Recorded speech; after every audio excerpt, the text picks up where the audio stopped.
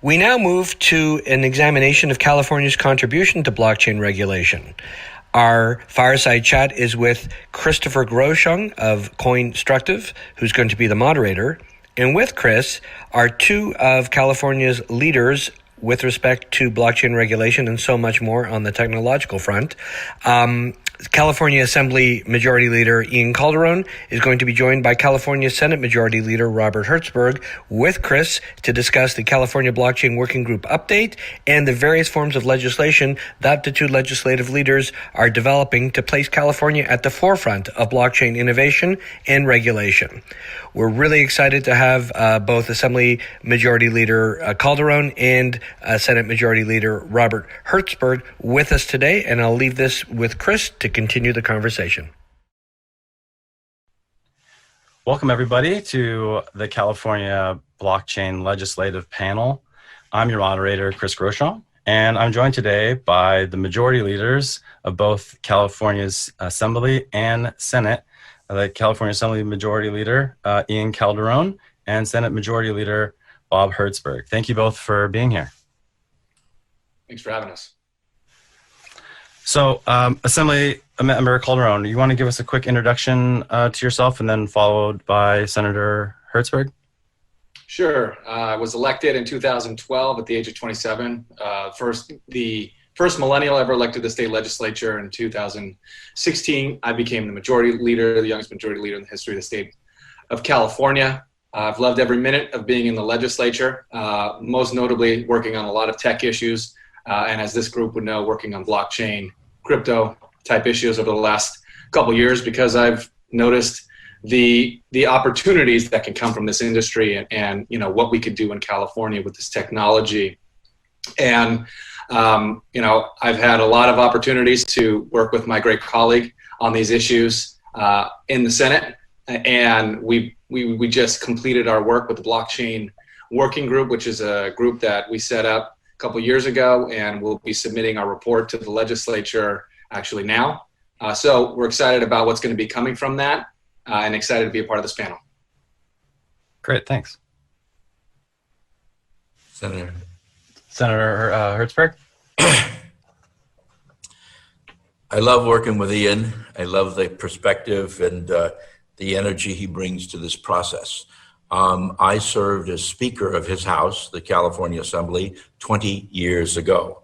And I'm Majority Leader. I left government for 12 years and I traveled the world. I took two companies public in the solar space, but it really wasn't solar. It was kind of the high-tech energy space, and had offices in Germany and China and Sri Lanka and Indonesia and Africa, and been all over the world doing stuff, and came back to government.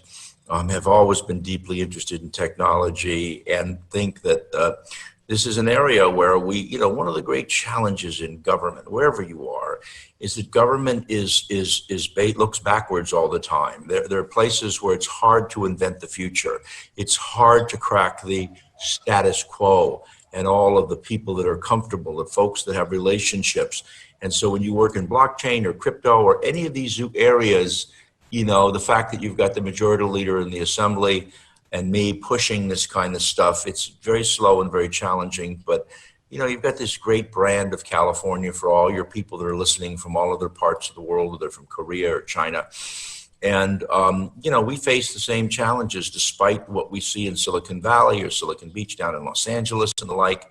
But it's very, very difficult in government to begin to figure out how to regulate, do the kinds of things that are necessary to regularize these new kinds of thinking. And so with that, I will turn it back over to you, and happy to answer any further questions, and very happy to be here with my handsome friend for many, many years, Mr. Calderon. He does have a good set of hair, I'll tell you that. He does. He's a great athlete. Let me tell you something. He's a better athlete than he's a legislator. He's one of these natural guys you hate, that no matter what he plays, he's perfect at it.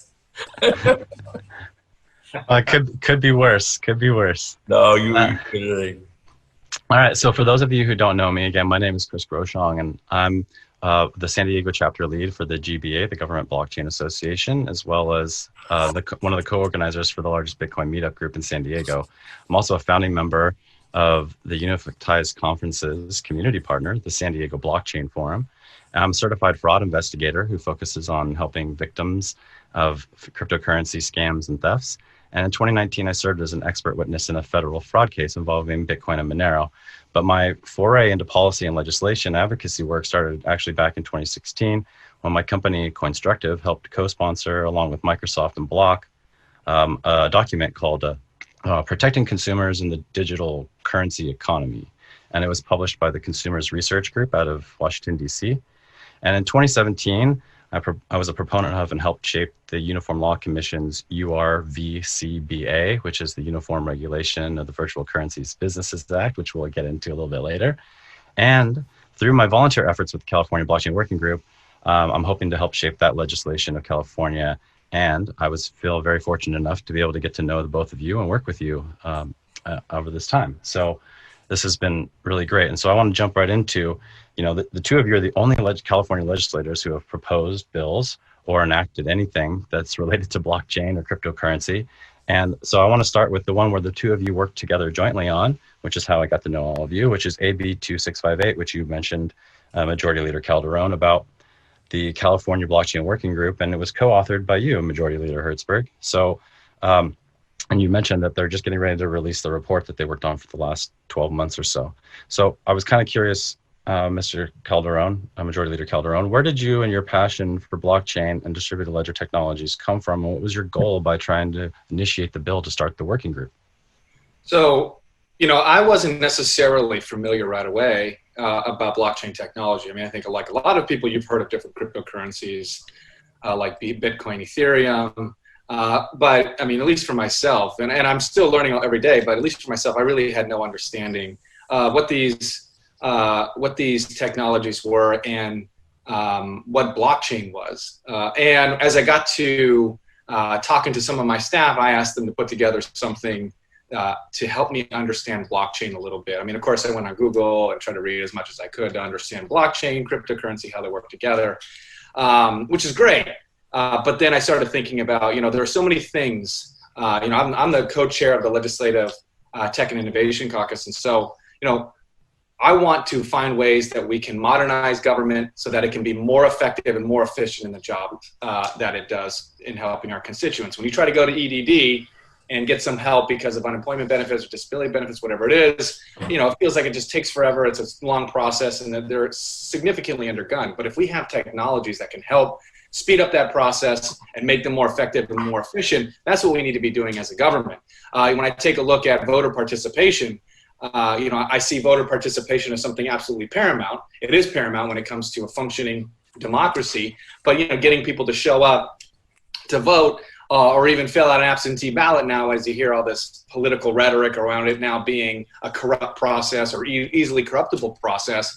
You need to find ways to be creative, to engage people, get them to participate in democracy. And so being able to use your phone to vote is something that I think is in our future. But you need to be able to have an underlying technology that can secure the validity of the elections and make sure people are confident in its ability to deliver the results uncorrupted. And so, as I looked into these things and learned a little bit more about blockchain, it just seemed like this is a natural technology that can fill a lot of these holes and fill a lot of these voids. We're also California, where we're a tech leader. And I want this state to continue to be a leader for the future in tech. And the only way we're going to do that is by recognizing and legitimizing through regulation technologies like blockchain. And there are just so many different applications. And there are a lot of applications now, and they're going to continue to be new developments and new applications that are in the future. But there's such an apprehension among the legislature to take action on these types of issues because it is new, it's unknown. And when you don't know something, you don't understand something, you would rather just legislate it into oblivion so that it can't exist because you're afraid of it, rather than put some guardrails up and say, okay, here's where you can move forward. And so that's what really motivated me to work with the Majority Leader Hertzberg to create the Blockchain Working Group so that we can come up with the best uses, practices, and potential regulations when it comes to blockchain technology. But to have a panel of experts, from the tech side, business side, all the way to the consumer protection side, say, okay, here, look at this is what you can look at to help further California's blockchain initiative, but do it in a way that's not only going to be beneficial to business, but also provide that certainty when it comes to consumer protection that is really necessary. And I want this technology to flourish in California because I know us and I know our ability to properly regulate technologies and to be able to have our touch. And if it can work here, it can work anywhere, but we need to be able to have our touch and to be able to serve as a model for what other states and potentially the federal government, at least federal regulators, can look at in terms of what works and what's viable and what's not viable. And so that was the point of the blockchain working group and why why we wanted to move in that direction. And I think that we were able to cover a lot of ground and including creating a definition of blockchain, which was very difficult. But essentially the definition of blockchain that we decided was acceptable is that blockchain is a domain of technology used to build decentralized systems that increase the verifiability of data shared among a group of participants that may not necessarily have a pre-existing trust relationship. Any such system must include one or more distributed ledgers, specialized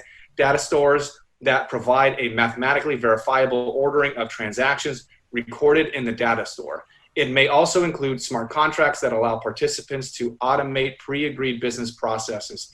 These smart contracts are implemented by embedding software and transactions recorded in the data store. It's a lot there, but it took a long time, virtually the entirety of the meetings that we had, to come up with that definition of blockchain so that we can be clear on what we believe blockchain is, but not too overly prescriptive, so that we cut ourselves out of whatever future technology and whatever future life this technology takes on. So I'm satisfied with where we're at, but now the legislature will need to act based on the report. Yeah, so Senate Majority Leader Hertzberg, I'm going to direct this question to you. So how do you think this report will affect the passing of future blockchain legislation in the state?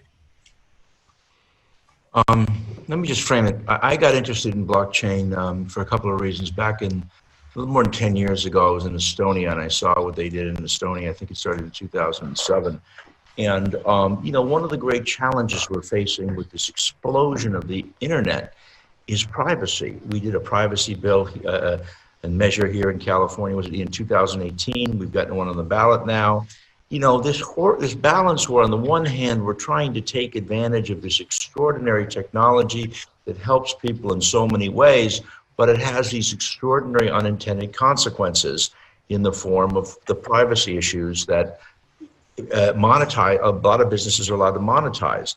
What the blockchain I saw was really interesting, both from a government perspective and a privacy perspective. It was a way to create trust. It's what Ian said, the most important word, trust in the system, that you don't have phony people and fakery and the kind of stuff you've got to do chasing down fraud.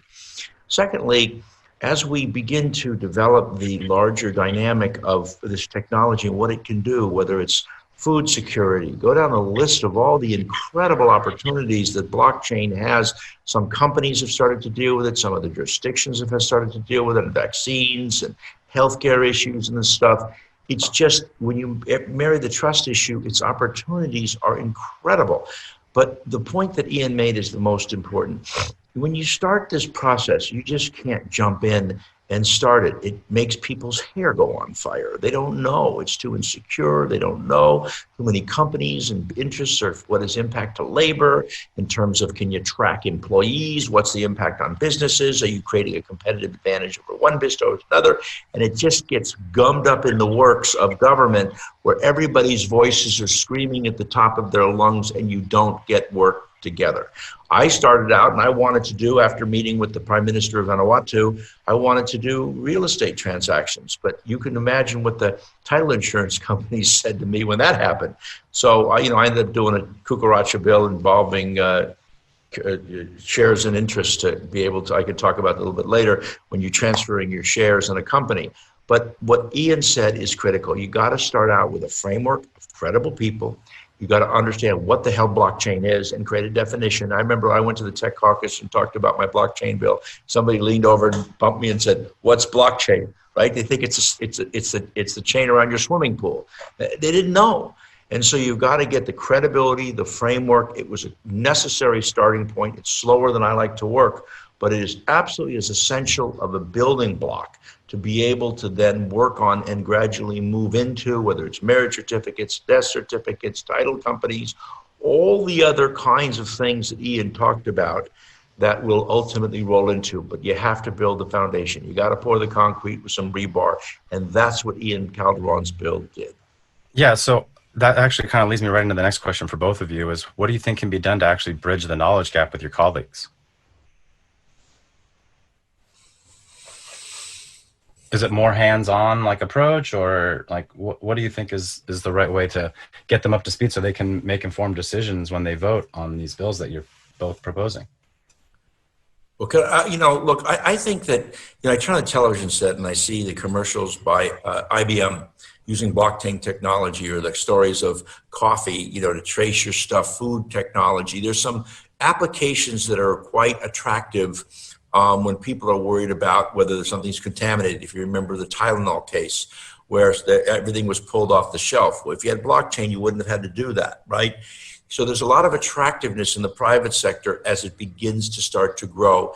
And my sense is as you marry those things, we've seen in many other jurisdictions in Texas and all across the country where other states are starting to do it. And you're starting to see in conferences, the National Speakers Conference, the Majority Leaders Conference, these various legislative conferences of these things starting to create some legitimacy. Because what happens is, in the beginning, the internet was all about pornography. In the beginning, blockchain was only about Bitcoin. And people are beginning to understand its extraordinary dimension and applicability. On smart contracts, one of the great things we have in California, which organized labor is a big deal, they're really worried about people, with wage theft. Well, smart contracts, you can avoid the wage theft problem. These are new tools available to government. So by socializing these with some of the traditional constituencies, the environmental community, labor community, and the like, I think you're going to see in very short order this really growing dramatically as a very viable technology that helps us in so many ways. Great. So actually, I wanted to ask you, Majority Leader Hertzberg, some of the recommendations from the California Blockchain Working Group report are already being proposed as bills. And so, can you talk a little bit about Senate Bill 373 and also then talk about Senate Bill 838? I don't know numbers. I've been this. So which ones? I know subjects. Yeah. So 373 is the county recorders, the vital records, and then the second one is the corporate records, the articles of incorporation. Okay. So with the corporate records one, it goes back to what I was saying in the first meeting. Like, what the hell is blockchain? I just wanted to stand on the Senate floor to explain what blockchain is and how it worked to my colleagues. Right. That's just the honest answer.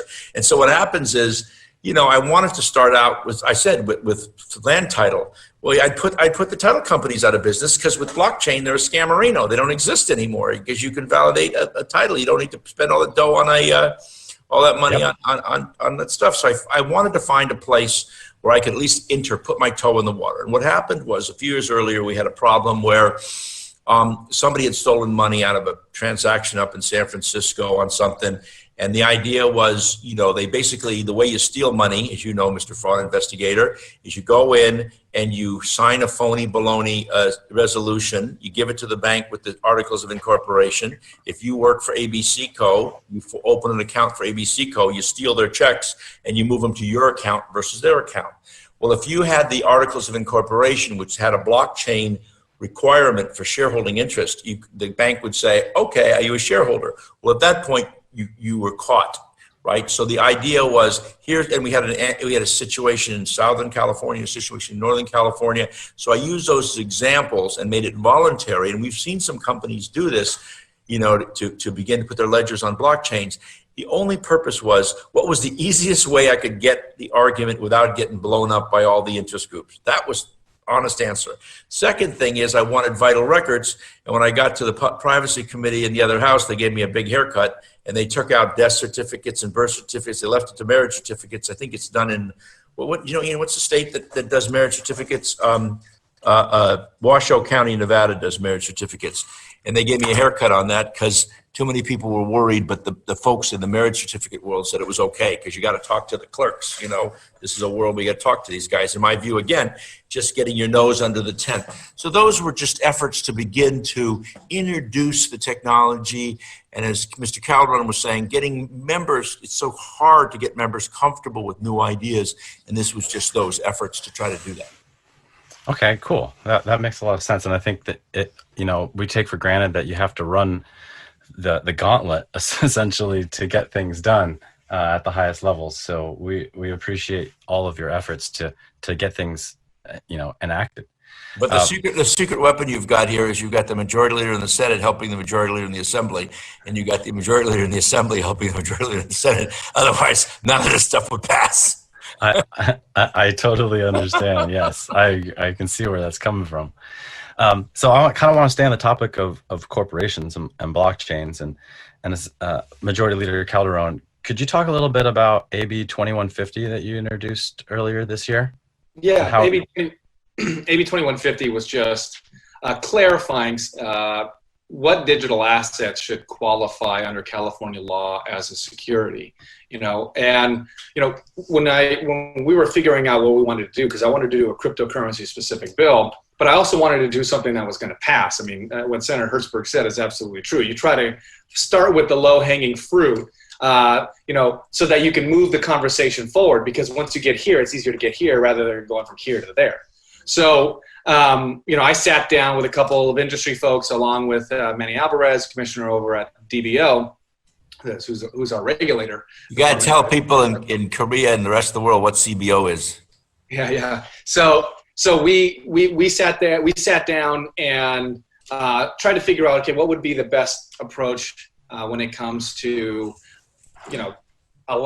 creating some law that will provide some certainty, some regulatory certainty, legal certainty to the crypto world, but also provide some help to our regulator, which is the DBO. So ultimately, we landed on clarifying that certain digital assets like blockchain Ethereum do not qualify as securities. And we didn't just kind of come up with this. I mean, as you know, and I'm sure people are looking, when you take a look at the SEC and their 14-page notes and everything that they've been saying, they've already said that these digital assets should not be considered securities. And what's really difficult for a lot of cryptocurrency companies is that the only way, if somebody brings legal action, the only way to have this issue adjudicated is by going to court and having the Howey test applied to it, which is a judicial test. And so this isn't something that can be done until you're in the court. So looking at what the SEC has already done, looking at previous case law, we decided on clarifying that certain digital assets do not qualify as securities. Right away, it became difficult in dealing with the DAs and ultimately difficult with dealing with the Department of Justice. And so we had to pivot a little bit, but basically when it comes to the DAs and the Department of Justice, the prosecutors, they already have a lot of power, but part of that power is derived from potentially uncertainty in the law, being able to not have something necessarily so specific that they can take advantage of that and use it as a broad net to capture a lot of folks. And they like having that ability. And so the DAs and the Department of Justice raised some serious concerns over the last 2 weeks, and we've been trying to work through. But essentially what they told me was that no matter what, we are not going to be okay with this bill moving forward, even though we received 60 plus votes on the Assembly floor, bipartisan. But when you have the DAs is one thing. When you have the Department of Justice, you need to take that very seriously. And what we want is to move something forward that's going to have some type of an impact and be some type of signal to the industry to come to California, do business in California. We want to be the hub for the world's financial future. And we're not going to do that unless we pass policies like this. But we decided to roll it back a little bit and take a smaller bite at the apple, which is now going to focus on having the DBO do a report or a study on creating a safe harbor in California for these companies. And the SEC has already provided documentation. They've already provided opinions on Rule 156. So I think that, there's an opportunity for this to happen. And so what we want is to direct DBO to start working on this so that we can then have this information provided back to the legislature and that it can be enacted in the law. But my good friend here, Senator Hertzberg, because I'll be gone next year. But, if we can have this move forward, I think it would signal to the industry that we are serious. We are moving forward with this. It may have to be in smaller steps, smaller chunks than we really wanted to. But the safe harbor is absolutely something that can happen in California. We just need DBO to do it. And the DBO, they really want this. They wanted 2150 because the reality is that if you're a cryptocurrency company, you reach out to DBO and you say, hey, am I a security? They're going to say, well, we don't think so, but we don't know because the law is unclear. And so we wanted to clarify that law, but the Department of Justice, their opposition is just too strong to overcome in a short period of time, and given the dynamics that we're in right now. So by directing the DBO to do this report on a potential safe harbor in California, I think is the right way to go. And once that report is done, you're having the DBO, who is the regulator of this industry, basically signaling not only to the governor, who has to sign the bill, but also to the legislature that this is how we can do it. And us as a regulator, we want this. And so I think it's a great bill. Certainly has a great opportunity to pass, and so we're going to be working on that. And the bill's now in the Senate. It'll go to the Senate, get through the Senate, hopefully come back to Assembly on concurrence. But I think that bill has certainly a strong shot at passing. Oh, that's fantastic. A safe harbor is definitely something that can be beneficial to many companies who are trying to figure things out as they progress here in through the state. I did want to shift gears a little bit to the privacy aspect, especially that you were mentioning earlier, Majority Leader Hertzberg. And I was, California passed its version of the GDPR, the CCPA, recently. And so what concerns do you have over privacy and data control when it comes to utilizing blockchain technology? I actually think that blockchain technology dovetails quite nicely into the privacy conversation. As we began to experiment with the internet, when I was here as speaker, Google had just came incorporated, right? So September 30th, 1998, it was incorporated, didn't exist, right? And it was the internet was so much involved with academia and the like, and now it's just exploded.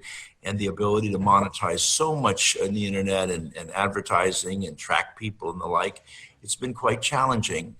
And so as we drafted the CCPA, we subsequently have a new measure that is going to be up before the voters in California, which strengthens the CCPA. Basically, it deals with three broad factors. One, it deals with a lot of the nuances that we had problems with under CCPA, dealing with workability. Two, it creates an agency, because the Attorney General's place was just not a place that worked, where you wanted, as Mr. Calderon was saying, this regulatory structure and architecture that could work rather than the architecture in the law enforcement arena. And third, it strengthens consumer protections for sensitive personal information and children. So we've really done a good job. We think that for those who are in the audience who understand this, we think that there's a high chance of us getting data adequacy with the EU, with the GDPR. If that happens, the business impacts in California will be extraordinary. I know there's a lot of interest in Europe to partner with California. It would be just an unbelievable step forward for the EU to partner with a single state. So it's a big deal. And I personally think that when we deal with privacy, the next real big step in this kind of continuum of where we're going with technology is a maturing of the blockchain technology, not on the crypto side, but in all of the other commercializations that we can do that will dramatically improve privacy, because all your data is going to be encrypted. You're going to know it's going to be marked in a way that you can control it. And I think you're going to end up seeing what has been talked about with Mr. Yang, who's running for president. The governor talked about it in of California, one of the states, of data dividends, of people being able to earn money and control over their own data. And I think it's going to be, it's a really important conduit in terms of really both dealing with privacy and I think really in a significant way to monetize the internet that just doesn't find itself in the hands of a handful of people, but is able to, just like a distributed ledger, will distribute cash to people by virtue of their participation in the internet place of commerce. Oh, fantastic. Yeah, that's great. That's good to hear. I didn't know that was coming out. I want to kind of switch That's gears. why you have us here, because we're giving you the real scoop. That's right. The majority leaders don't want the audience didn't want to just come in and listen to BS. They want to listen to the real stuff. This is it. It's coming down the pipe, everybody. So I want to switch gears a little bit to banking. And, you know, back in October of last year, I attended the joint hearing of the Banking and Finance Select Committee on Technology Advances. It's where I think one of the times we first spoke, Majority Leader Calderon. And this event was attended by the Banking and Finance Committee Chair, Assemblymember Monique Limon, as well as the California DBO, as well as several key figures from the cryptocurrency industry, like former general counsel to Coinbase and now acting comptroller of the currency, Brian Brooks. Right. And it was just a few weeks prior to that, then when Governor Newsom passed the law to give the ability to let public banks come into existence. And also in 2019, Wyoming passed a law, HB 0074, to allow for non-fractional reserve custodial banking using digital assets for like a new type of bank, basically. The California Blockchain Working Group report talks about this idea of a CalCoin, and it's particularly relevant with the concept of the digital dollar being floated to Congress recently. And so with this concept of, a state chartered bank and digital assets, which have tremendous interest from the community, but this is really for either of you. Do you believe that we will see a state operated virtual currency? And what role do you think a California public bank would play in serving the underbanked or underbanked population? Look, it's possible, but you have to manage expectations. You have to understand that we are in the infancy of passing these types of policies to legitimize this industry. I mean, you heard from Majority Leader Hertzberg, and he is probably the one that is most intimately involved in the privacy discussions in California on those policies. But you can't have one without the other. And we have to shore up and make not just consumers or people, but members feel confident and comfortable that we have a system in place that isn't going to be exploited and that people aren't going to be is not going to be used to take advantage of people. And there is just it's hard to explain the reaction you get when you go and try to talk to a member about blockchain or cryptocurrency and anything else that can be utilized or done as a result of it. It is so far beyond right now their comprehension. It isn't that they're not smart. They're all really smart. It's just that it takes a lot to understand what blockchain is. It takes a lot to understand what a cryptocurrency is and how all of this stuff works together. And there are so many issues that are facing California, so many really huge, important issues that they're not necessarily taking the time, not because they don't care, but they're not taking the time to understand what it would take to create this type of a market and all the different types of things that can come along with it. So is it possible to have a CalCoin one day? Absolutely. And I think at some point in time, it's very likely that we will, but we can't get there until we take these steps that we're trying to take now, create comfortability around policy making around these issues. That's the only way that we're going to get there. I mean, sure, you can create a state bank, but we've also created state banks in the past that have not been successful. So, we have to be careful about what direction we go and what that says about the industry. And you have to be very deliberate in the direction that you move. And it is so important at this point in time in its infancy in terms of policy around this technology that you're very, very careful with how you proceed. And so, taking these smaller bites at the apple to create that familiarity, to raise the bar a little bit in terms of where we're at in these technologies in the state, it's so necessary, just where we're at right now. That doesn't mean we're not going to move on to other places. We certainly will move on to different steps of this technology, but there are just things that have to be done first. And so, I agree that this is something that can happen. I just wouldn't expect this to happen anytime soon because there are a lot of steps that are going to have to take place before we can get to that place. Yeah, that makes sense. I mean, you're right. It's baby steps, right? This stuff has been around for over 10 years, and we're finally getting to a place where people are actually talking about it on a regular basis. And so I guess that kind of leads me right into the next topic, which is, regulation of these types of businesses. And we have 50 different states basically who have different requirements. Some have none, and some have extremely stringent requirements. So, I'm kind of curious as to what you both think about how regulation moves forward, and does it become something that's completely federal, or to harmonize these types of requirements, or how do we move forward to reconcile states who have more stringent laws so that there's a lot of interoperability between the states? Following up on what Mr. Calderon said in terms of increment, this is the United States of America. The states are the incubators of democracy. If you look at our history, I have in my drawers different denomination of currencies from different states of the 13 colonies. They had different denominations. They had their own military, militias, and the like. We've seen this maturity of the United States, but that starts with the states as the incubators of democracy. Congress, we have a divided government in the United States. It takes a long time to figure out the tensions between the legislative and the executive branches, which was this place was designed. So just like with respect to privacy, a simple example, yes, there's a lot of discussion, and certainly businesses or folks that want a harmonized, whether it's a civil rights movement, took 42 times to get past the United States Congress. Everybody wants harmonized laws, unless it's not what you want, right? Then they don't want harmonized laws. And so it takes a while to figure it out. And what we've found in California, that we have led the way in banking in many ways.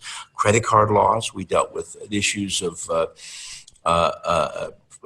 Planned Parenthood had some laws that we took and became national laws. Sometimes other states become national laws.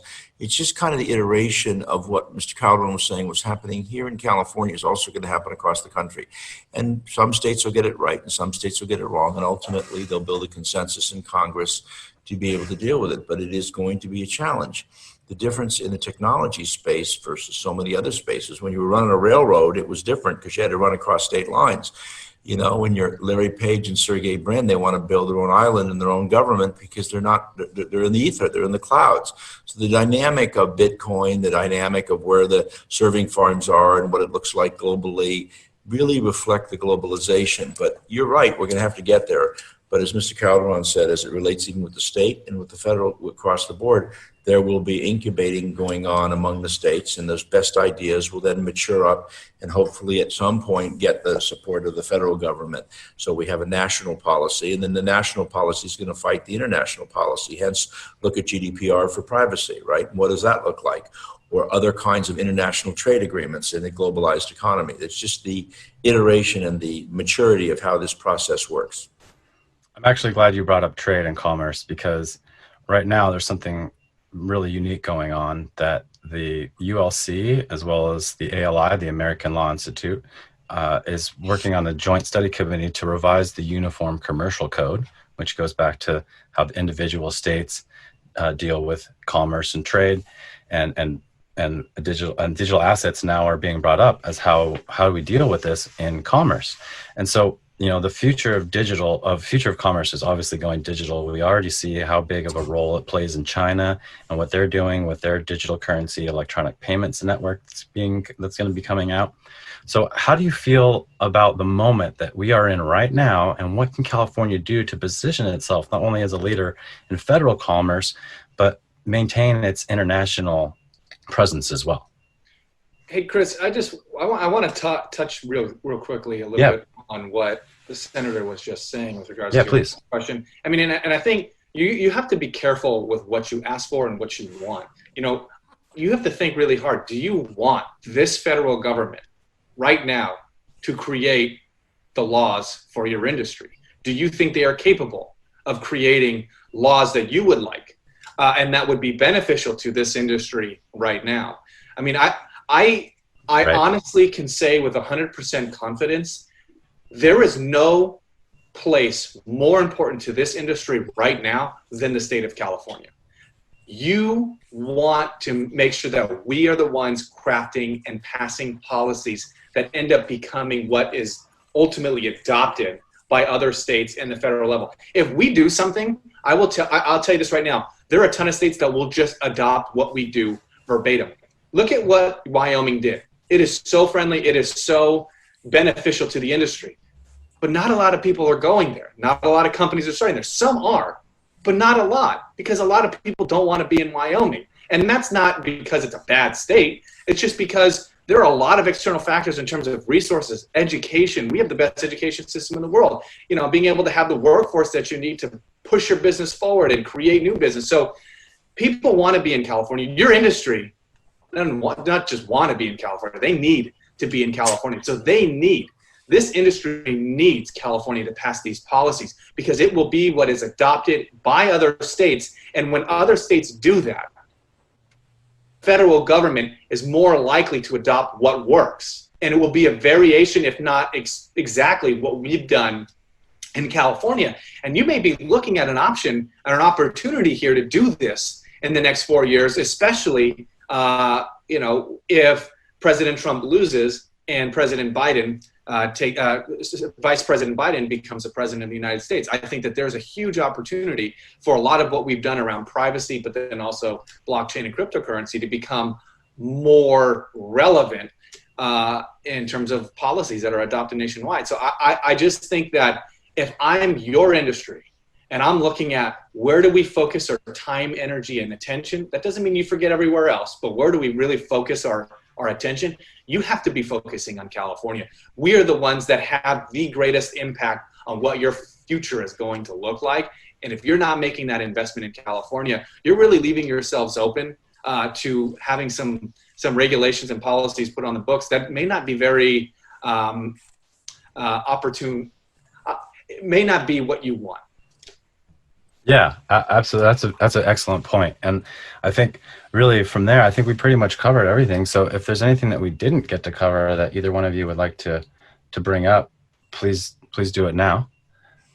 Just keep your eyes on this kid, Ian Calderon. He may be 35 years old soon, but just keep an eye on him. He's a rock star. I've known him his whole life, and I have a lot of confidence in him. Just Ian Calderon. Don't forget that name. You're going to be hearing a lot of it. Thank you, Majority Leader Hertzberg. And I can't tell you how fortunate this industry should feel to have not just myself, but Majority Leader Hertzberg in this conversation. You know, I naturally, being somebody who's younger, the next generation, looking at these technologies, I'm someone that you would more look at to work in this space. But to be able to have Senator Hertzberg in the Senate, he brings a lot of legitimacy to all the work that you're doing because of his background, because of his experience, and because of his reputation. And so wait a second, Ian, you forgot one thing. My good looks. Extracting good looks, of course. So I just think it's really important that you guys take advantage of him and these issues that are very important to him and his work that he can do in the Senate. I mean, I will say, I think the Senate is a more difficult place when it comes to these issues. But the only reason why we've had success is because we've had him on our side. And so I think moving forward, really engage him. And when you have ideas and you have things that, you think California could do to really benefit not just this state, but also the industry, talk to him, work with him. Get his thoughts, get his insights, and utilize his expertise, because it is second to none in this state. And you would be losing an immense opportunity to get something beneficial done for your state, beneficial done for your industry in this state. That's awesome. I appreciate you both very much, and all the work that you have done already and continue to do. We're lawyers. If people or businesses want to contact you or your offices, how can they go about doing that? Well, Google is a great place to start. Just Google our name, and all of our personal information, including our addresses, I'm sure will pop up. That's right. That's it. Just Google us. Ian Calderon. public officials, the life of a Right. public official. All right. Well, thank you again both for being here. This All has right, been you a guys. tremendous conversation. I'll talk to you soon, Ian. I want to talk to you. All right, you All right. guys. Thank you. Thank you. Thank you, guys. Bye-bye. Bye.